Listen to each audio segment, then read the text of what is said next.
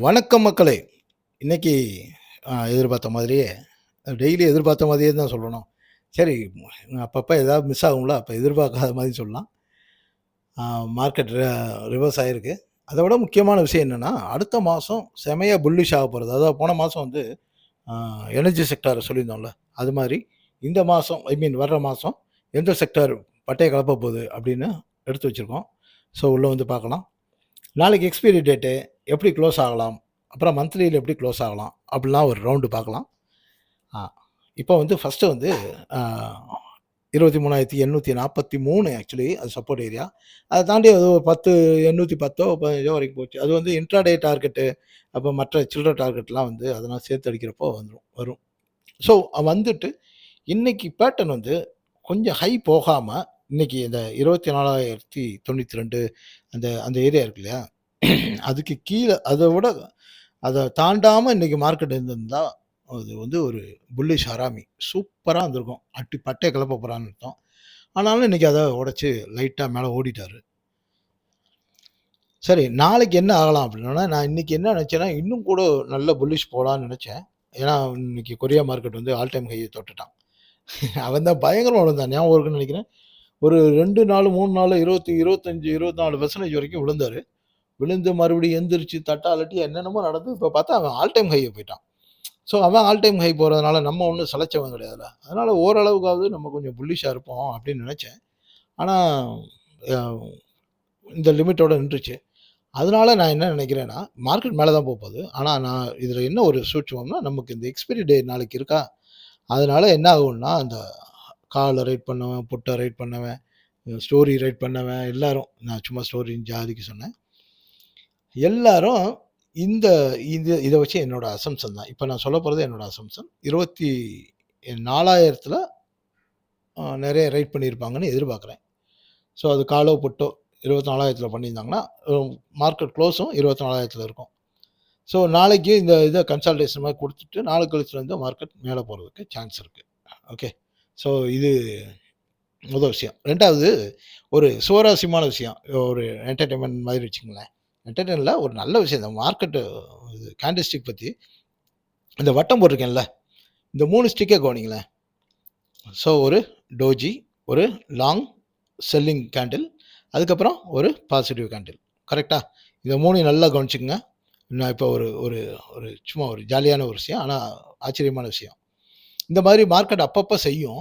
நம்ம பேட்டர்ன் செய்யும். அது இப்போ இப்போ நான் கவனிச்சத உங்களோட ஷேர் பண்றேன். நீங்க பாருங்க பேட்டர்ன் எப்படி இருக்குன்னு. நல்லா பார்த்துக்கங்க. ஒரு டோஜி, அதுக்கப்புறம் ஒரு லாங் ஸ்டிக்கு, நெகட்டிவ் ஸ்டிக்கு, அதுக்கப்புறம் ரெக்கவர் ஸ்டிக். கரெக்ட்டா? ஓகே. இது நிஃப்டியோட டெய்லி சார்ட். இப்போ மந்த்லி சார்ட் காட்டுறேன் பாருங்க. மந்த்லி சார்ட் லாஸ்ட் 3 ஸ்டிக் பாருங்க. ஒரு டோஜி, ஒரு லாங் ஸ்டிக், அதுக்கப்புறம் ஒரு ரெக்கவர் ஸ்டிக்.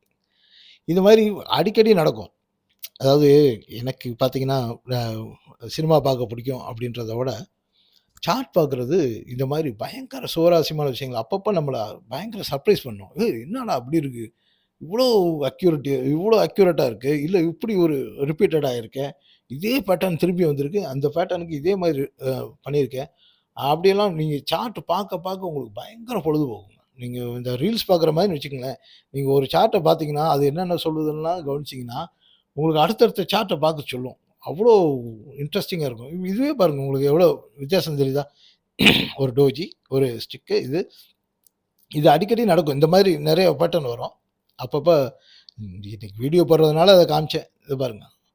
ஸோ இது மாதிரி அ ம சார்ட் பார்க்குறதே ஒரு ஒரு தனி அ போத தாங்க. ஓகே. இது இந்த இந்த வாரத்துக்கு பூரா நான் வந்து இத சொல்லியே உங்கள கொடுமைப்படுத்துவேன் எனக்கு தெரியும். அதனால பொறுத்துக்கிறவங்க பொறுத்துக்கங்க. பொறுத்துக்காதவங்க அடுத்த பேஜுக்கு போயிருங்க. ஓகே. கிளாஸ் வந்து போகா ஸ்ட்ராட்டஜி கிளாஸ் வந்து அ மே மாசம் 3ஆம் தேதி சண்டே காலையில 9:30லேருந்து 1 மணி வரைக்கும், சாயங்காலம் 4 மணிலேருந்து 7 மணி வரைக்கும் மொத்தம் 6 மணி நேரம். அ ஒரே நாள்ல தான் கிளாஸு. ஒரு கம்ப்ளீட்டா நீங்க இத கத்துக்கிட்டீங்கன்னா, உலகத்தில எந்த சார்ட்டையும் நீங்க அனலைஸ் பண்ண முடியும். சரிங்களா? ரைட்டு. அப்போ ஏற்கனவே கிளாஸ் முடிச்சவங்க மறுபடியும் வந்து ஃப்ரீயா ஜாயின் பண்ணிக்கலாம். ம். நம்ம அடுத்து விஷயத்துக்கு வருவோம். Bank Nifty. பேங்க் நிஃப்டி நாளைக்கு 56,000ல க்ளோஸ் ஆகலாம். ஒரு இதில வந்து நேத்து நிஃப்டி வந்து டார்கெட் தொட்ட மாதிரி பேங்க் நிஃப்டி டார்கெட்ட தொடல. ஏன்னா, பேங்க் நிஃப்டிக்கு வந்து ஒரு டார்கெட் எங்க இருந்துச்சுன்னா 55,604 என்னமோ இருந்தது. அங்க வராம சார் வந்து நேத்து ரெக்கவர் ஆயிட்டாரு. ஒருவேள நிஃப்டி ரெக்கவர் ஆனனால இவரும் ஆனாரோ என்னவோ தெரியல. அதனால ஒருவேள நாளைக்கு மார்க்கெட் இறக்குறப்போ பேங்க் நிஃப்டிய வச்சு இறக்கறதுக்கு சான்ஸ் இருக்கு. 55,600 வந்துச்சுன்னா, பேங்க் ஸ்டாக்ஸ வாங்கிக்கங்க. ஏன்னா, சல்லுன்னு திரும்பி மேல பெரிய 57,000 வரைக்கும், 58,000 வரைக்கும்லாம் போ வேண்டிய டார்கெட் மிச்சம் வச்சுட்டு வந்திருக்காரு. ஞாபகம் இருக்கு இல்லையா? அப்ப அந்த போற வழியில இங்கேருந்து அப்படி போற வழியில ஒரு சின்ன பிரேக் போட்டு போறாரு. அதனால நீங்க இத பெரிய நெகட்டிவா நெனச்சுக்க வேணாம். ஒருவேள 55,600 இந்த இந்த ஜோன் வர்றப்போ ஸ்டாக்ஸ் ஏதாவது வாங்குறதா இருந்தா வாங்கிக்கங்க. அடுத்து ஐடி. ஐடி இதே தான். நேத்தும் அப்படிதான் சொல்லி சப்போர்ட் போட்டுட்டு என்ன எதிர்பார்த்தோம் அப்படின்னா, 29,950லேருந்து 30,000 வரைக்கும் இந்த மந்த்லி க்ளோஸ். நான் சொல்றது சார்ட் மந்த். எக்ஸ்பைரி கான்ட்ராக்ட் எக்ஸ்பைரின்றது நாளைக்கு 29,000ல முடியலான்னு யூகிக்கிறேன். இது வந்து இதுக்கான ப்ராபபிலிட்டி ஜாஸ்தி. நான் டெக்னிக்கலா பேசுறேன் இதுக்கு. அதாவது மந்த்லி சார்ட் எப்படி முடியலாம் அப்படின்னா, அம் 30ஆம் தேதி க்ளோசிங் வந்து 29,950ம் இதுல வந்து 30,000த்துக்குள்ள முடியும். நாளைக்கு எக்ஸ்பைரி வந்து 29,000த்துல முடியலாம். இது வந்து ஒரு யூகம் தான். அடுத்து ஆட்டோ. இன்னும் 2% 1.25% வந்து செல்லிங் காத்துட்ருக்கு. 25,650 வரைக்கும் 650 இது நாளைக்கே பார்த்தீங்கன்னா 25,650 வரைக்கும் வந்துட்டு மேலே போகலாம். ஒரு 1.25% நாளைக்கு செல்லிங் எதிர்பார்க்கலாம். ஆனா, இன்னும் கீழே வந்து 24,400 ஒரு டார்கெட் இருக்கு. அதனால இப்போ போறத வந்து நீங்க ப்ராஃபிட் புக்கிங்க்காக யூஸ் பண்ணிக்கலாம். மேலே போச்சுன்னா. மெட்டல் பக்காவா இருக்கான். சூப்பரா போயிட்டுருக்கு. ஆனா, இந்த ரேலி இந்த மாசத்தோட முடியுதுங்க. நல்லா பார்த்துக்கங்க. ஏன்னா, அடுத்த மாசம் ப்ராஃபிட் புக்கிங் வந்துரும். ஏன்னா, மேல இருக்க டார்கெட்லாம் பெரும்பாலும் க்ளோஸ் பண்ணியிருக்காரு. ஃபர்தர் புல்லிஷ்ன்றது கொஞ்சம் கஷ்டம் தான். இல்லாட்டி 14,600 போகும். இந்த க்ளோஸ் வந்து இந்த 13,100 வரைக்கும் ஒரு சின்ன டார்கெட் இருக்கு. ஒருவேளை அங்க போயிட்டு மேலேயே க்ளோஸ் ஆனா கூட அடுத்த மாசம் வந்து ஒரு கன்சால்டேஷன் மந்த்தா இருக்கும்.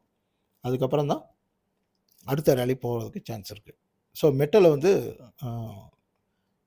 பை பண்றவங்க இப்பொழுதைக்கு பை பண்ணாம ஒரு சின்ன கரெக்ஷன் வரப்ப பண்ணிக்கங்க. எஃப்எம்சிஜி சார் இந்த ஏரியால கன்சால்டேட் சுத்துறாரு சார்.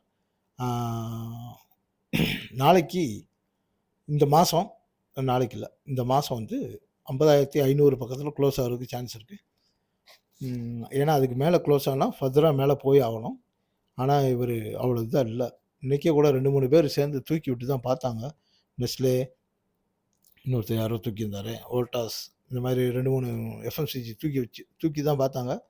ஆனா செல்லிங் வந்துருச்சு. ஸோ ரிஜெக்ஷன் வருது. அதனால இந்த ரேலி இந்த மாசத்தோட முடிஞ்சிரும்னு நம்பலாம். அதனால எதுக்கு இது சொல்றேன்னா, ப்ராஃபிட் புக் பண்றவங்க பண்ணிக்கங்க. இல்ல ஒரு ஜிடிடில ஒரு ஸ்டாப் லாஸ போட்டுக்கங்க. இதுதான் நம்ம கவர் ஃபோட்டோல வச்சிருந்த தம்ப்நெயில்ல வச்சிருந்த விஷயம். அடுத்த மாசம் சார் வந்து ஃபார்மா செக்டார் தான் அடிச்சு தூக்க போறாங்க. இதுல என்ன பிரச்சனைன்னா, இந்த செக்டார் தூக்குறதுக்கு ஏதாவது ஒரு ஸ்டாக் தூக்குனா கூட அள்ளி விட்டுரும். ஏன்னா, அவனுங்க கிறுக்குங்க. ஒரே ஸ்டாக்கு 20லேருந்து 25% ஒரே நாள்ல ஏறிட்டு போயிரும். அப்ப அவ்வளோ ஏறுறப்ப வெயிட்டேஜ் கூட இருந்து மற்றெல்லாம் 1% 2% ஏறினா கூட போதும். செக்டாரோட இண்டெக்ஸ் வந்து பெருசா தூக்கிட்டு போயிரும்.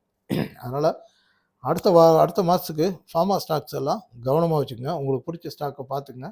அதுல ஏதாவது டவுட் இருந்துச்சு, இந்த ஸ்டாக் வாங்கலாமா? டார்கெட் என்னன்னா நீங்க கமெண்ட்ல கேளுங்க, சொல்லுவோம்.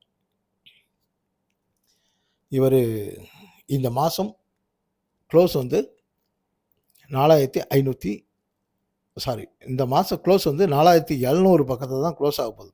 700 இல்ல 650 பக்கத்துல க்ளோஸ் ஆகணும். இல்ல 4,700 பக்கத்துல க்ளோஸ் ஆகணும்.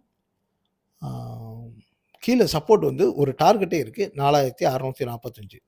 அதை தாண்டி உடைச்சு கீழே போகிறப்போ அங்கேருந்து இன்னொரு 100 பாயிண்ட் கீழே வரணும். அதுக்கு இப்போ சாத்தியம் இருக்கான்னு தெரியல. ஆனால் 4,645ன்றது ஒரு டார்கெட் இருக்குது. மேலே 4,800 உடைச்சா மட்டும்தான் இதுக்கு இப்பொழுதைக்கு புல்லிஷ்.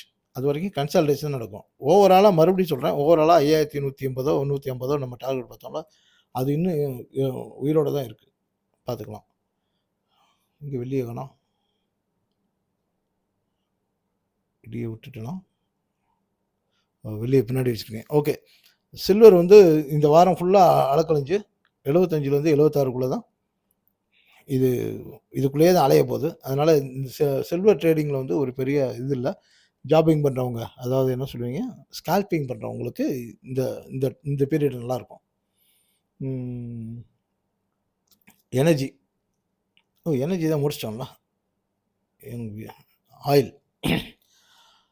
ஆயில் வந்து இப்பொழுதைக்கு நம்ம மார்க்கெட் மேல போனோம்ல.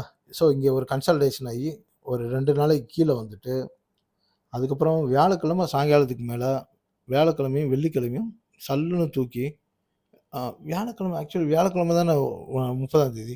ஸோ வியாழக்கிழமை இது $100 போறதுக்கு சான்ஸ் இருக்குங்க. இந்த மாசம் க்ளோசிங் வந்து $100ல முடியறதுக்கு பெரிய சான்ஸ் இருக்கு. ஸோ அதனால அதுக்கேத்த மாரி இங்க மார்க்கெட் இருக்கும். மார்க்கெட்டும் பெருசா ரியாக்ட் பண்றதில்ல. இப்ப தான் இன்னைக்கெல்லாம் 95 போனாலும் சரி போய்க்கோ, நான் மார்க்கெட்ட மேல தூக்கிட்டு போறேன்னு போயிட்டான்ல. இன்னைக்கு மார்க்கெட்ட தூக்குனதுல ரிலையன்ஸோட பங்கு ரொம்ப முக்கியம். எனர்ஜில அது சொன்னோமா?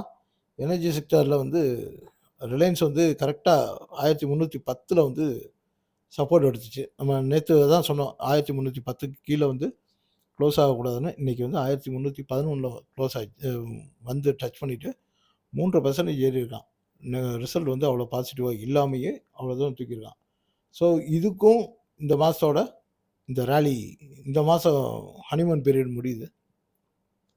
அதனால ஆ இனி ஃபோக்கஸ் வந்து ஃபார்மால வச்சுக்கலாம்.